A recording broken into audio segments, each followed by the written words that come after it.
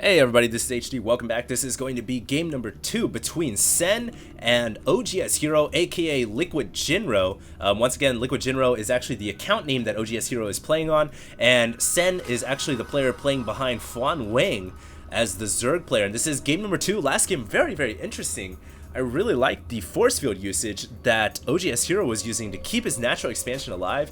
It was kind of a struggle for survival for the longest time because he had to keep throwing down force fields at every single gap to make sure that the Zerg player wouldn't be able to run in with those Zerglings and Banelings. And actually, if you guys haven't seen it yet, make sure to check it out because it was a very intense battle with the natural expansion for the Protoss player. Now, it is going to be game number 2 here. Xel'Naga Caverns is the map, and this map featuring a little bit more of an open natural. I don't think that the Zerg player is going to go for that early expansion like he did on Metalopolis, and the reason for that is because this map, with that open natural, very much more vulnerable to early Protoss attacks, and so we may see Sen go for more of a one-base strategy opening off the bat, and we may see Liquid Jinro, excuse me, I keep calling him Jinro, oGs.Hero. We may see oGs.Hero go for, once again, a 4-gate attack, or he may just try something else completely different. It looks like right now, oGs.Hero going for Gateway, super standard, gas on 14, everything looking cool, and the probe here, of course. Note that I've been watching oGs.Hero's probe play, very good with that probe harass, and he's good at moving in, zapping a little bit of these drones, and then pulling away. He never really lets that probe get surrounded. Very nice right there. And what this does is it really forces the Zerg player, if you're a Zerg, you gotta pull like 4 or 5 drones off the line. You're forced to constantly deal with the annoying probe and pesky harass, and at the end of the day, it really hurts your mining time if you have to pull more than 2 drones off just to deal with a single probe. And of course, if you're Protoss, you just let those shields regenerate, pull away, you come back in once you got 20 shields, and you just go right back in with that particle beam and do as much damage as you can. Now, it looks like Sen is opening up with 14 gas, 14 pool, which it is an early one-base strategy. I think we're going to be seeing some early speedlings here for Sen. And note, he is pulling his drones right off of gas now, right as soon as he got 100 gas. So he is going to be opening up with early speedlings. Now, the question is he going to go for a hatchery after these Zerglings, or is he going to just go for early aggression?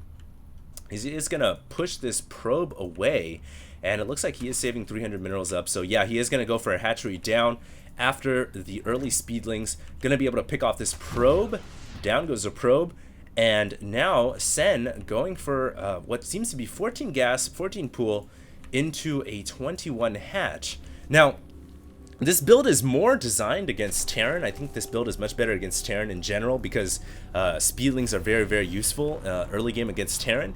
But it can also work against Protoss. And the nice thing now is it actually keeps a Protoss player down to 1 base because the Protoss is so scared of all of these speedlings out on the map at this point in the game that they really cannot push out.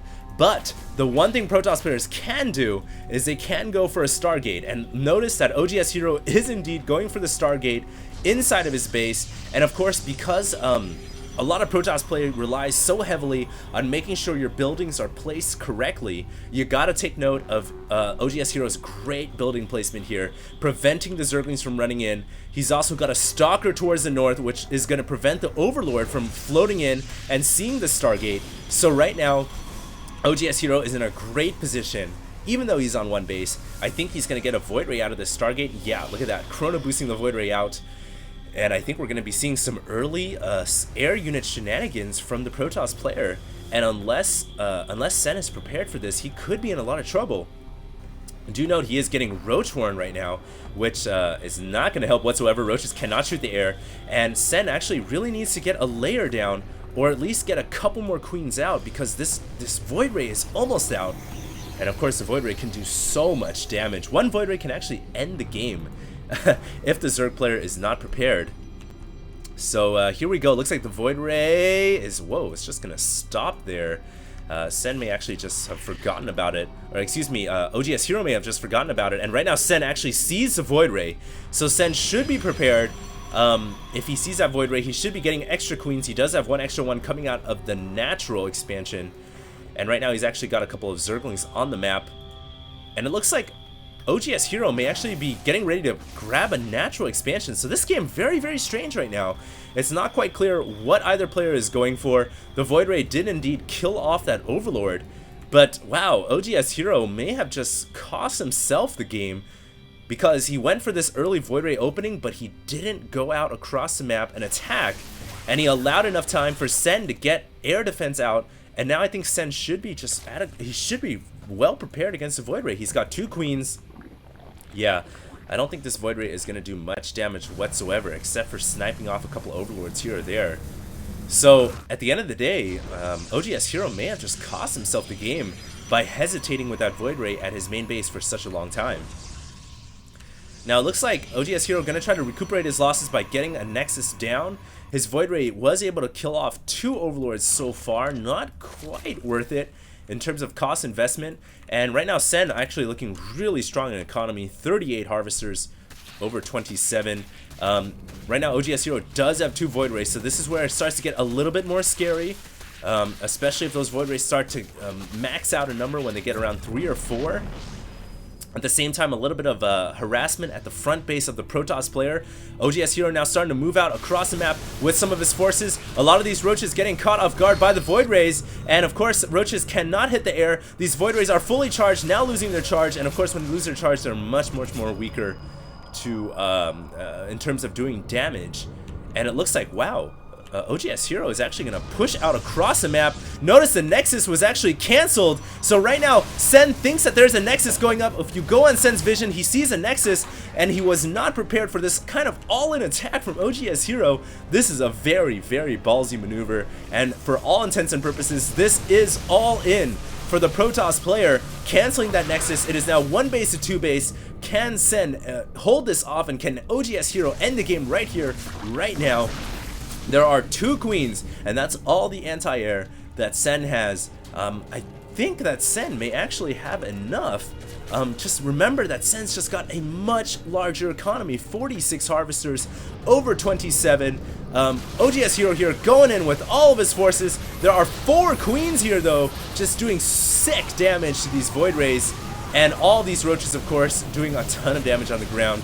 I do believe that oGs.Hero is going to have to back off here. He's going to have to lick his wounds. Sen is just too darn good. Although, here comes the queen. The queen's all getting taken out, and now Sen has no anti-air. Oh no, Sen just allowed all of his queens to get picked off. If you guys rewind this video, you guys will probably see that oGs.Hero used all of his forces to focus down the queens, and once all the queens went down, oGs.Hero knew that his Void Rays would go off unopposed, and now the Void Rays can easily take out these hatcheries. It may actually pick off the hatchery before the queen comes out. Yes, it does. Oh wow, this game just took another turn of events, but at the same time, Sen here is going off with all of his Lings and all of his Roaches. He's going to try to puncture his way through the front door of the Protoss main, and 1 sentry locking down a force field.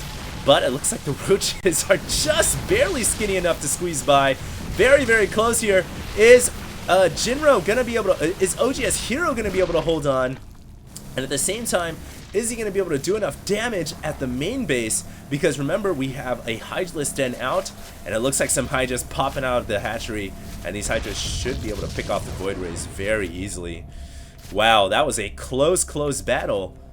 I think that oGs.Hero going in for that all-in, I think he was able to do a lot of damage, but if we pull up that income tab, the Zerg player is still ahead by a good 11 Harvesters. So actually that is 12 Harvesters, excuse me.